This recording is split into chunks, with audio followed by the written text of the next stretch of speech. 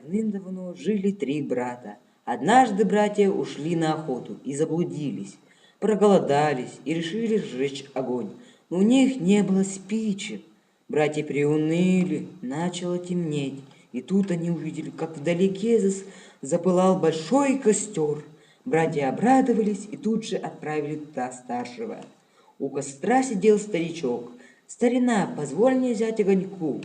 А старик сказал: «Расскажи мне сказку, которая была правдой, но в то же время и выдумкой. Тогда я тебе отдам огонь». Парень подумал, ничего не выдумал, схватил он головешку, да и бежать. А старик догнал и отнял у него головешку. Старший воротился к братьям без огня.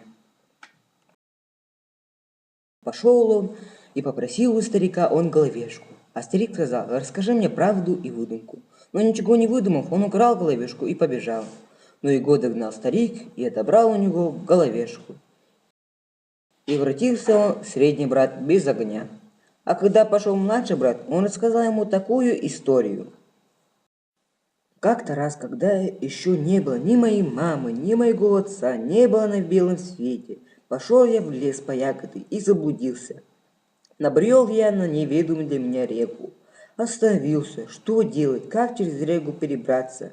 Схватил себя за уши, да и перебросил на другой берег. И ушел весь в песок, только кончики пальцев наверху остались. Вдруг вижу серая ронжа. Я не будь плохо хватать ее за хвост, но она меня не только из песка выдернула, а и воздух подняла и на верхушку облака закинула. Свила я веревочку из соломинок. Веревка моя не достала до земли, и я повис между небом и землей.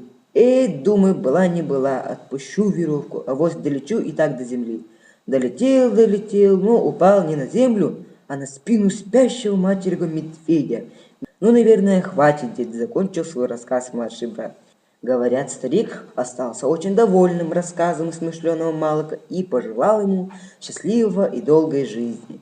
Сам преподнес огонь из своего костра.